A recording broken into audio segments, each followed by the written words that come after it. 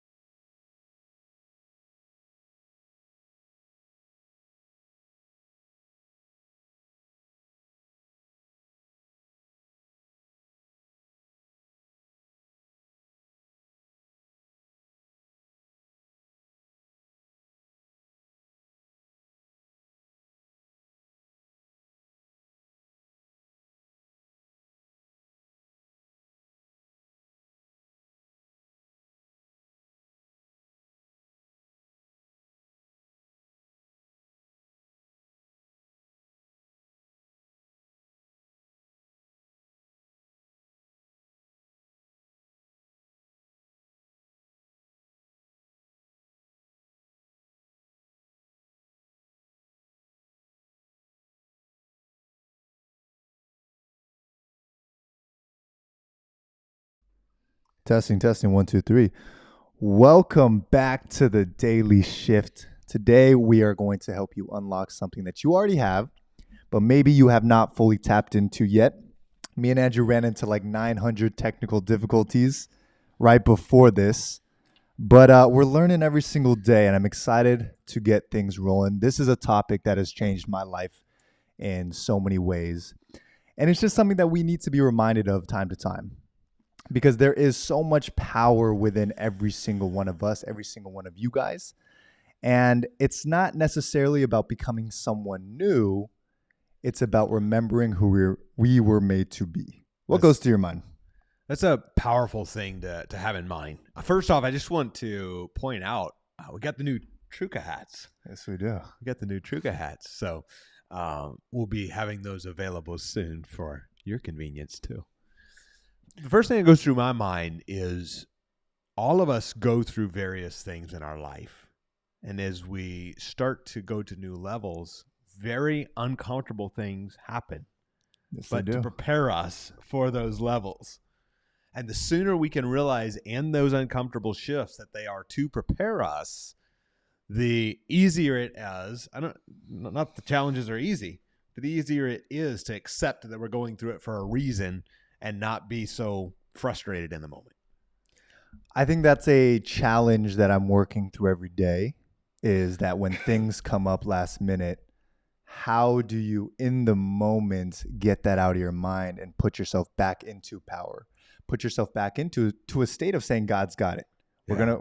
We're gonna figure this out and it's going to be okay, rather than sitting in the fact that things can go wrong sometimes. So diving into it, guys, a question that I want to ask you was, when was the moment that you started to shrink? When was the moment that you decided to turn the volume down on your voice or on your life? Yeah. When did you start second guessing yourself? Was it a breakup? Was it a teacher? Was it a failure? Because whatever that moment was, today we want to make sure it does not control you anymore. We want to help you reclaim what that stole. The first thing that went through my mind is, as we was talking about this before the show, all of us have gone through something that took us down a little bit, right? Kind of hurt our confidence. And it could be a variety of things that happened, maybe something while you were a kid. But what came to my mind was, I hadn't thought about this for many years, but when I looked back and I remembered losing money years ago in the early stages on a couple of real estate deals. I remember laying in the hospital and feeling helpless in ICU. I remember those moments of feeling like it was out of my control. And today it popped back in my head, and I'll talk a little bit more about my lowest point in business. It come back to my mind in my early, maybe teen years. I was probably 11, 12, 13, and I was raising cows, from little baby calves to half grown, and selling them and turning a profit. And I remember it was either the second or third time I did that, and I'd made money. I was excited, paid off the fence, made like $700 on round one. I was so excited. Like, this is the venture that cannot fail. And then one of the calves died. And I remember going through that venture, and the cows that did live, the cows that I was able to sell, basically caused me to break even. And I remember repeating over and over and over and over for the next decade of my life, like, that I was a failure because of that. Going, like, I couldn't even get the raising little 3 calves and keeping them all alive and getting them to the size where I could sell them and make a profit. And every failure or challenge in business took me back to that same emotion, to that same point of feeling like a failure, feeling like I couldn't get it done, feeling like it was out of my control. And that was a cycle that I repeated in my mind over and over and over and over around business for a very long time. I think that destroys most people. Yeah. Is the moment they fail, they have a belief about themselves that they are a failure. So then everything they start doing, it's just a reminder of, quote unquote, how much a failure that they believe that they are. Validates that belief that they, in that case, I had developed. So I think today, the shift that we want to make for you is how to gain your power back. Yeah. How to regain that part of you that God has given you, but you have masked for so many years because of the enemy, because of negative people in your life, and because of natural programming that happens throughout our lives. Yeah. Today's show is going to be transforming for you. And I think it's going to be a special time because you have such power in you. You have such God-given gifts in you. And you're doing yourself and the whole world around you a massive disservice to hide those or to talk down to yourself like I did for so long. So I'm excited, Leo, for you to share with some of the people on here what you shared when we first became brothers with me that helped me start to break out of that cycle. 1,000%. So we have here that you are not powerless. You might just be disconnected, overstimulated, and afraid of being fully and totally seen. So we're going to plug you back in, and we have 3 teaching points that we want you to take notes on. And by the end of this show, we're going to give you the actionables that we've taken personally to be able to solve these problems for ourselves, but also to have the mentalities that we're continually building into today. So number 1, type it in the chat, identity. The first biggest challenge, the first biggest problem holding you back from your power, holding you back from becoming the best version of yourself is a disconnection from identity. That's powerful. You don't rise to the level of your goals, you return to the level of your identity. There was You should say that again. You don't rise to the level of your goals, you return to the level of your identity. I wish I'd have knew that sooner. There was a season in my life where I always said, I want to be more disciplined. Yeah. I want to be more healthy. I want to be more masculine. I want to be whatever it is. And it wasn't until I started to realize that you have to claim being that person. You have to tell yourself, I am a disciplined person who does disciplined things. And that day, you do a disciplined thing. Validate that. And you start to validate this idea. And I think in moments like this, we started doing this show, and it's putting ourselves out there every single day. And it's at noon every single day. And sometimes we just ate dinner, just ate some lunch before, so we feel a little tired, or things happen throughout, and my mind will start to forget who God put us here to be, which is very present speakers. Yeah. People who are just aligned and really good at what we do. But then all of a sudden, for example, I like to say things when they happen so they don't stick in my mind.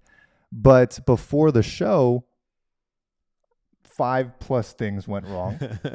And I was looking at my text instead of my show notes, and was seeing text from family, was seeing business text, and realizing that, for example, reminders for the show completely were wrong. And in my mind, I was starting to say, like, you failed. Yeah. Like, you failed the team, you failed the company, you failed the people. And I had to take that back for a second and say, that's not me. Right? I am a present speaker. And when things go wrong, as a lot of the times they do, Yeah. it's happening for a reason. And I'm able to claim the identity that when things go wrong, I still get things right. That's such a powerful thing, because our true leadership is revealed when things go wrong. Because any leader can lead when things are going right. Loosely saying, of course. Anybody can lead. Anybody can show up when everybody is patting you on the back and saying how great you are and everything's perfect and the messaging is spot on and the notes are prepared perfectly and the reminders went out perfectly and everything. A true leader is born or revealed when challenges present themselves. Something we have down here is when you don't know who you are, you'll keep trying to earn what God already gave you. That's such a powerful statement, because as King's kids, as being in what you just described, Leo, a person who shows up and speaks your heart, and in showing up, being someone who transforms lives, to have a moment of doubt or questioning is a moment of weakness, except immediately in that weakness, the strength is revealed. A lion don't try to become a lion. It wakes up and hunts, because that's what lions do. And for each of us, realizing who we are, number one, as King's kids, but number two, in our superpowers. The power within you changes everything. And so understand, show up every day, manage as best you can, and accomplish the assignment that you've been given for the greatest purpose. And I think when we can really own that position, the tough times reveal who we are. It was interesting. Years ago, I was surrounded by many friends, but during the tough times is where the true friends were revealed, and many fell off. And I realized a lot of the people who I used to believe to be my friends could have never flown with me at the level we're flying at. That's not a brag. That's a humble statement of saying there's levels you're meant to go to that some of the wrong people around you have to fall off before you can get there, because they would drag you down from getting there otherwise. Sometimes that is yourself. Sometimes the old person has to fall off you, and the new one is born. And in that uncomfortable transformation, that is when the leader is born. So maybe you are seeing yourself as a lazy person, or an uneducated person, or too young of a person, or too old of a person. And that being the thing that is holding you back so much. I remember I saw myself as a lazy person wanting to change for so long. Yeah. But that type of language is what kept me stuck for so long. And you saying that idea that a lion doesn't have to think about a lion. Why do us humans, or why do us men of God have to think about us being men of God? Why can't we just be it? And when I speak that out loud, it's like, that makes so much sense. If that is your identity, if that is what God has placed you on this earth to be, then it is only a honor to him to unapologetically be that person and not let negative thoughts otherwise get to you. So power flows from identity, not effort. So that's number one, guys, which is identity. Number two is, type it in the chat, static. Static. The number two biggest piece that holds us back from our power is static, which is really also known as overconsumption or mental static. We live in the most overstimulated generation in human history. And something that I've learned over time as I've studied is that God doesn't scream over that overstimulation. Yeah. Right? If you're overstimulated, he's not going to scream over it. He's going to wait for space. He's going to wait for silence. And we have to be able to create that silence. And as I've been in the world over the past couple of years, being on my phone, being overstimulated with thousands of reels throughout the day, I've realized how hard it has been to hear. Wow. And how foggy my mind has been every single day. But I've realized that I wasn't lacking power throughout this whole time. I've just been too full. My stomach's been too full. My head has been too full that I wasn't able to lead correctly. And I wasn't able to be led correctly. There's too many voices out there in the world. There's too much comparison. There's too much input. And the algorithm is always going to be louder. It's always going to be louder than the voice that you really want to hear. So something that I've been doing every single morning is, for 30 minutes, I won't touch my phone. And I go straight to the Bible and I'll read as much as I can in about a 10-minute span, and then I'll go for a little walk. That's typically a powerful discipline. around the backyard. And since I've been doing that, I've been able to hear so much more and discern what is my voice, what is God's voice, what is the enemy's voice. Wow. What goes here, man? Well, you made me think of a verse in 1 Kings. I looked it up, and it's where Elijah said, and I'll quote it, not word for word, but he was going through a tough time. And he said, I've seen the fire come and go. God wasn't there. I've seen the wind come and go. God wasn't there. There was an earthquake. God wasn't there. He said, but finally, there was a still small voice. And that's how God showed up. And the moral of that story was God speaks to us in the quiet place. You know, Jesus gave us that example when he went away to a quiet place to pray.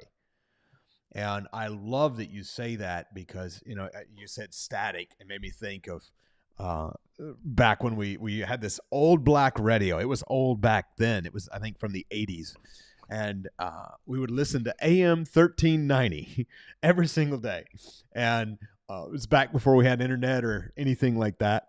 And we would scroll through all the stations and it'd go through. And finally, you'd get somewhat of a clear station, and you could hear what was being played on the radio. But then some days, there would be lightning, thunder, rain, storms, clouds, and it was so static, we just had to turn it off because there was interference between the reception and the source. There was clouds between the thing emitting signal and the radio receiving signal. And I think of that in social media, what you said, leaving the phone. It's so easy to wake up and imagine, God gave you in your mind this beautiful, clear, perfect morning. The connection is perfect. You slept well, you're awake, you're refreshed, and God's sending these incredible signals out. And before you even have the chance to turn the knob on of your mind and start to accept God's signal, we start putting clouds and doubt and scroll, and then we've got some storm, and then we've got the thunder, and that is all the static that interference between the message God's sending us and what we receive. And so when we get filled with opinions of other people, if you listen to 96 videos, you're going to get 96 opinions. Right. If you get filled with opinions of other people, social media, everything around you, that begins to create a static. So it's in the quiet that God speaks to us. That's beautiful. So number 3 is, type it in the chat, fear of failure. Now, we hear fear of failure so much, but I want to introduce this idea that it might not be fear of failure that you're actually afraid of.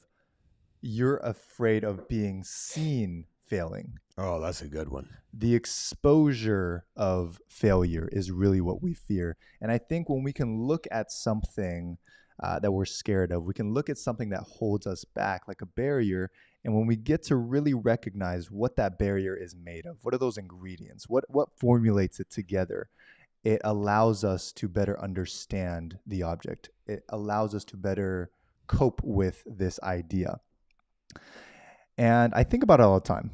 We post very occasionally, probably 1 or 4 to 5 times a week. Yeah.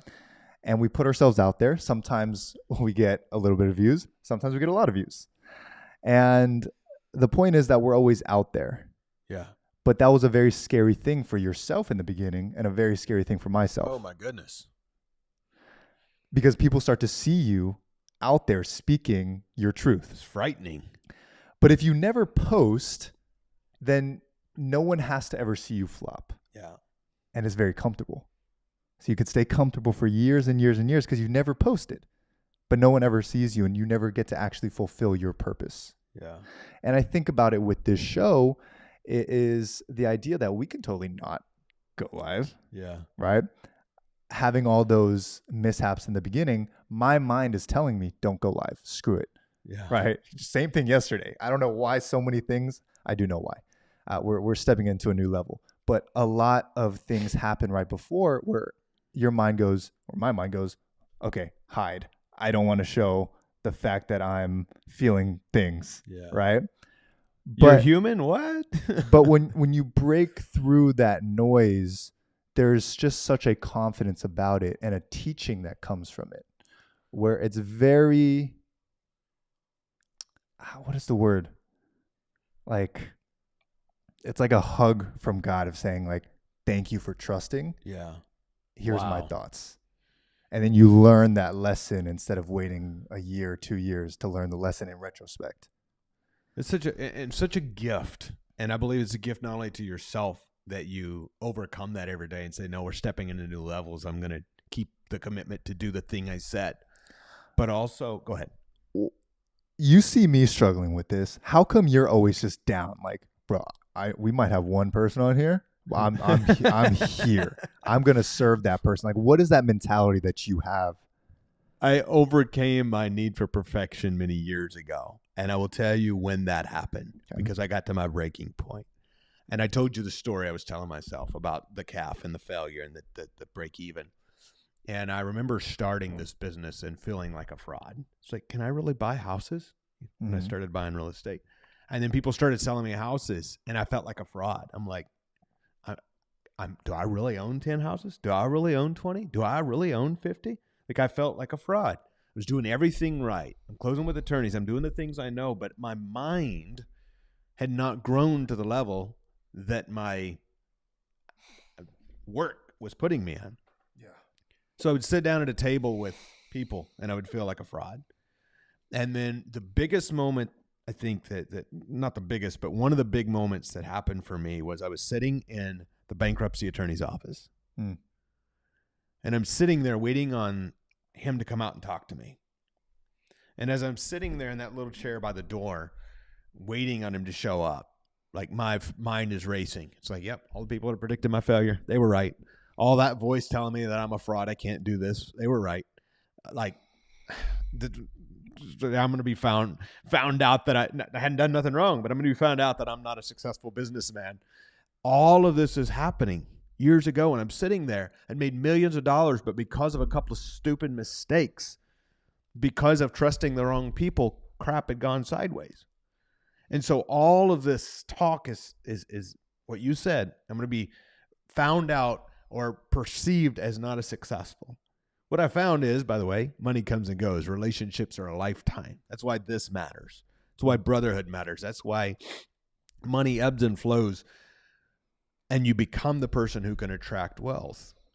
And it was during that season, thank God, I left the bankruptcy attorney's office and I said, I'm coming out of this. I'm doing the right thing. I'm working day and night. I'm in a season of hustle. The next year, I worked day and night. I made very little money, but I made the money to survive. It was a lot of money, but it wasn't for me. It was to pay attorney's bills and pay other crap and to take care of all the mistakes that I'd made in terms of lost money. So I take care of everything. I'm going under, and we take responsibility. So I'm not suggesting that I don't take responsibility, but it wasn't for anything I did wrong. It was for trusting the wrong people. It was for closing deals without the attorney's approval on a big portfolio. Like, it's what the heck? And so this happens. And in that moment, like, my mind switched a gear. And that is, no one can ever find me out because I have nothing to hide. And I'm not a fraud. I do what I say what I do. Not everything goes as planned. And so regardless, I've been the one who showed up. Yeah. And somebody showed up for me. And so when I show up here, it's not about me and whether there's 1 or 1,000 on. It's about who is on the other side of this screen right now, and you're listening to this and you're going, oh my gosh, there is hope for me. Like, I do know I've been gifted more. I do see other people succeeding. I do feel behind sometimes, but like, I know God's got me. And I know if I change my course a little bit, that I'm going to be good. I'm going to be okay. And so now there's nothing to be found out. I'm doing what I'm supposed to be doing, where I'm supposed to be doing, getting better every day at it. And of course, yes, I've gone to buy a few hundred more deals and commercial projects and properties and all the things, but my identity is no longer there. That's just a point, a reference point of cool crap that we get to do because we're brothers and we build an awesome community. But that's not who I am. Andrew is the loving, kind, incredible person that you've helped me understand that I am as a brother. That's the shift for me. Wow. So you were able to look at what you're doing, and instead of saying, oh crap, I only have one person here, or 10 people here, or 20 people here, you're like, wow, I have one person here that I can serve at a high level because you've been there. I think that's exactly what it is. And it comes back. Every person is important. Also, it's a commitment I made to me. Right. I'm not suggesting, again, we shouldn't take responsibility to do things different when they aren't working. But I'm not responsible for the outcome. I'm responsible for delivering the message that I was meant to deliver to empower the person I met. Somebody could be on the other side of the screen and say, I knew it. I knew he was struggling back in 2020. Yep, you're right. I was. Nothing to hide. Somebody could take that, and it's their heyday. Or somebody else could be there and be like, oh my gosh, what an inspirational story. Thank you, God, and thank you, Andrew, for being a good example. Right. The way it's received has, not that I can't always be a better speaker, but the way it's received has nothing to do with me. I'm only here to deliver the message that I was meant to deliver. But what's your perspective on that as I share that? I think, like, you always teach me a lot of these things and say it a lot of times, and I'll kind of just be like, oh, I get it, brush it off. Thank you. But as I am maturing every day, I'm starting to realize that, yes, even if there's just one person, like, God does that for a reason. He puts that for a reason for us to be able to serve. Because if we can be responsible and diligent with little, then we can be diligent with a lot. And I think I don't want to say slowly, but I think I am maturing into that a lot faster, and as I'm today on this live, I have so much high expectations for us. Like, I want to be perfect. I want everything to be perfect. And realizing that I don't want to say goes against God, but it's lack of trust. It's like, I'm carrying everything. I got the music down. I got the show down. I got the show notes in front. Everything's perfect. And then realizing that if I just trusted in God in the moment, I would have been calm. I would have had a couple notes and we would have just rocked. If there was 5 people on, if there was 20 people on, if there was 1,000 people on, we would have just rocked it and had a great time. And I wouldn't have had to stress. So I think what I'm learning in this right here in the moment is that we have to be able to trust in God. Things are always going to happen. Yeah. Don't look at the metrics. Don't look at the time. Simply be here and keep your peace and your energy so that you can use that amount of energy to serve. I think something else that's powerful in this moment, and I know we'll move along in a second. For me, as we host events, we bring people together. Something I often say, and this was something I believe, we live it, and that is everyone who's supposed to show up does. Mm-hmm. And you've done meetups where it's 4 minutes till and there's one person there, two people. I've done meetups where it's 4 minutes till and there's one person there, and I used to stress out about it. But I don't stress out about it. If it's me and one person, we're going to have a heck of a time. We're going to have an awesome conversation because I'm showing up to keep the commitment to myself and to do the thing that I'm meant to do. And then, of course, never fails, a bunch more always show up. They're just not a lot of people show up 30 minutes before. So now I learned to trust. And because I've learned to trust, it's like God says, okay, you've been faithful in few things. I'll make you, I'm going to use you a little more here. You've showed up for the 5. You showed up for the 10. Now here's, we got a real estate event coming up. Already over 100 people are registered for that event. We've got the Thrive event. I've been seeing registrations roll in for that. Yeah. And that's happening now ahead of time, but it wasn't always that way. I have had so many times where I was 4 days out from an event and 2 people, 1 person registered, no people registered. And that is a freeing feeling when you can release the outcome and say, God, you got this. I'm going to manage this event, whether it's 1 or 101 or 10,001 that you've entrusted me to speak to. That's incredible. Thank you for sharing that. Guys, we're going to go into the action and accountability section of this show. This is where we go over actions that you guys can do today, right now.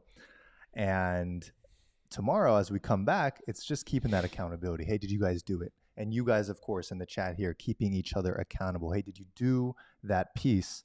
Because my belief here, me and Andrew's belief, is that with each of these actionables, if you just did one tiny thing every single day, by the end of the year, really by the end of the month, you'll have 30 actions that have led to a big change in your life. Yeah.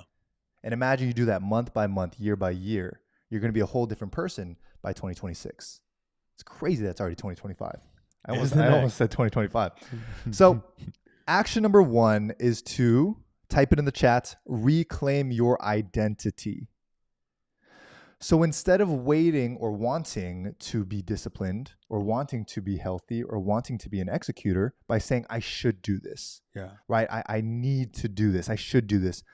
You start saying, I do healthy things. I am a healthy person. I do healthy things. I am a disciplined person. I am a man of God, and I do disciplined things.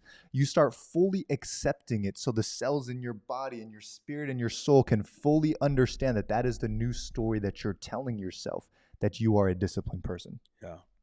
That's such a powerful thing, and it comes back to certainty. When you know you're the person who attracts opportunity, not maybe you're new to it. And it's not because you've done it before, but just because you know now as a king's kid that you're doing things in a way that is in alignment. And before long, oh my goodness, things start to align. When you know you're that person who attracts wealth, when you know you're that person who attracts abundance, relationships, friendships, all those things begin to come to you because of who you are. It's more about becoming than it is doing. So something you could do is write I am. We're going to do an I am statement, but I really want you to feel it. I want you to understand it. And the other 2 actions are going to help you really fully embody that I am, right? I am is one of the strongest words that you can say. So I am, fill it, put it in the chat, whatever that word is for you. Wealthy, kind. I am confident. I am abundant. Yes. I am disciplined. I am healthy. Write those things out. That's going to be the first actionable, and you can do it right now. Some of them you have to wait, a couple hours before you go do it. But this first action, you could do it right now. Type in the chat, I am blank, whatever that blank is for you. And this is something, I always say God gave us the script. We get to fill in the blanks. Because when Moses asked God, who do I tell him sent me? He said, tell him I am. God said, I am. Wow. You fill in the blank. Thank you, God. Honor your word to yourself. That is action number 2. If you don't honor your word to yourself, you lose trust in yourself.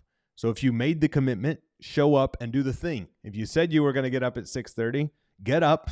At least go sit on the freaking couch. You said you were going to get up.